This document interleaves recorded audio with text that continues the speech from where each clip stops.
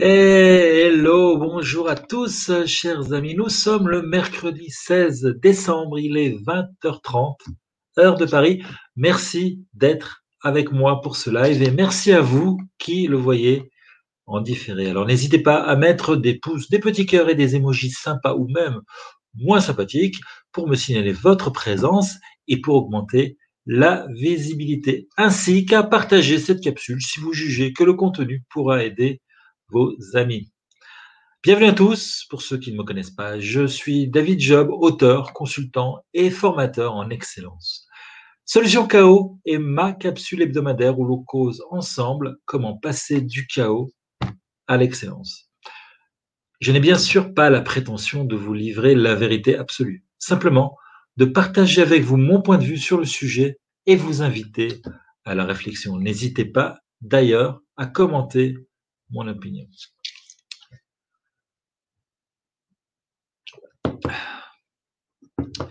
En prenant mon café ce matin sur la terrasse, j'observais la dynamique d'un embouteillage qui s'était formé dans la rue à cause d'un véhicule en panne un peu plus loin. Je vous décris la scène. L'embouteillage en accordéon se libérait par section. Mais bien que 50 mètres plus loin le bouchon continuait, un conducteur n'avait pas démarré assez vite pour combler l'espace vide entre lui et la voiture d'avant pour la reprise temporaire de la circulation. J'observais le conducteur de la voiture derrière lui. Démarre! Mais démarre! Mais qu'est-ce que tu fous? Démarre! Devait sûrement-il dire. Il osait même la queue de poisson pour aller se placer devant, où il était à l'arrêt, vu que le bouchon reprenait. Être coincé, mais devant. Gagner une place dans la queue. À part mettre sa vie en danger et accessoirement celle de l'autre conducteur, la situation n'a rien changé. Un geste énervé, une prise de risque inutile. Pour un manque de patience. La patience. La patience, c'est à mon avis une des valeurs que l'on voit de moins en moins et qui d'ici quelques années aura peut-être même complètement disparu. La patience. Être capable d'accepter que le résultat ne suive pas immédiatement l'action. Être capable de comprendre que les choses s'inscrivent dans une échelle de temps plus longue que le présent immédiat et que la sortie du chaos ne se fera pas immédiatement après avoir décidé de s'en sortir. À mon sens, la cause de cela se trouve dans les avancées fulgurantes de la technologie, et en particulier l'omniprésence d'Internet et des smartphones. Qu'il n'y ait pas de malentendu, Internet, c'est génial. Les moteurs de recherche nous permettent de nous documenter beaucoup plus rapidement. Vous vous souvenez du temps passé à la bibliothèque à la recherche d'infos sur un sujet?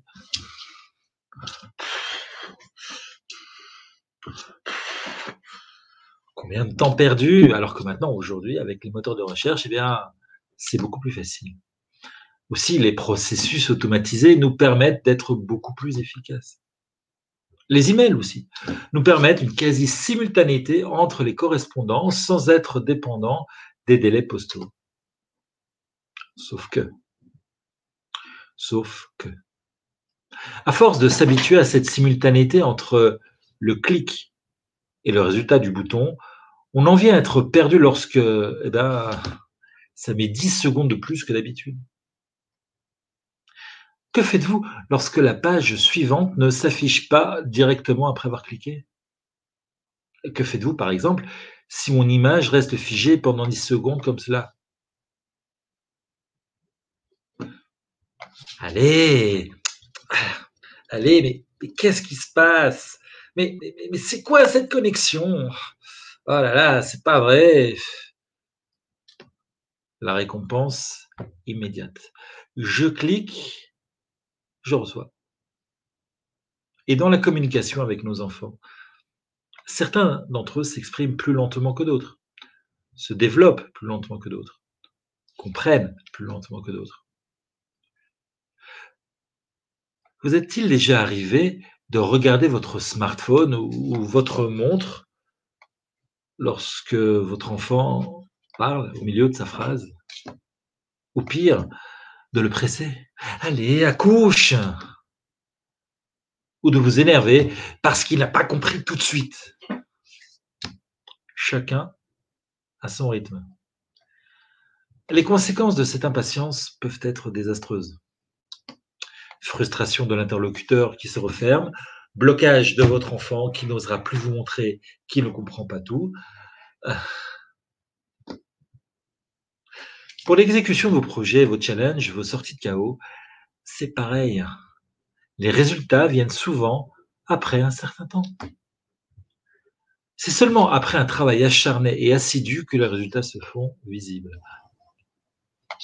Les régimes que vous avez entamés, avez-vous déjà essayé de perdre 25 kilos en 2 jours?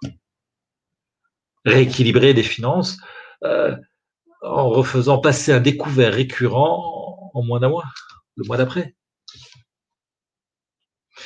Il faut savoir laisser le temps au temps. Il faut faire confiance au processus.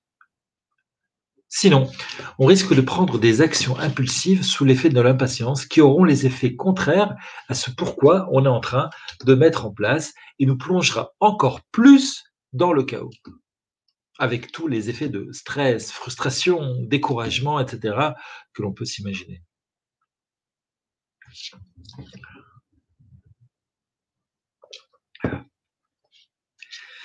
Il y a une phrase de Confucius que j'aime à répéter.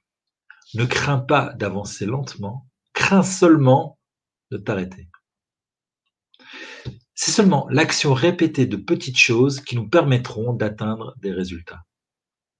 S'autoriser à attendre un peu, à avoir la patience que les actions entamées donnent leurs résultats. Combien de temps faut-il à un arbre pour pousser après que l'on ait mis la graine? Laissez le processus de croissance se faire. Même laisser les choses se reposer et les reprendre plus tard. Oui, mais si on ne voit pas les résultats, on perd sa motivation, me direz-vous. En effet. C'est pour cela qu'il est important de toujours garder le focus et de diviser les grands projets en petites étapes, car un éléphant ne se mange qu'une bouchée à la fois. Mais si aujourd'hui, vous deviez laisser le temps au temps pour vos projets, quelles étapes vous autoriseriez-vous? Quelles étapes de votre projet vous autorisez-vous à ne voir se réaliser que dans quelque temps? C'est avec cette réflexion que je vous laisse aujourd'hui, mes amis. Je vais aller me voir dans la glace. Je crois que j'ai un chaos qui va bientôt sortir. Allez, merci beaucoup d'avoir été avec moi et je vous dis à la semaine prochaine. Bye bye.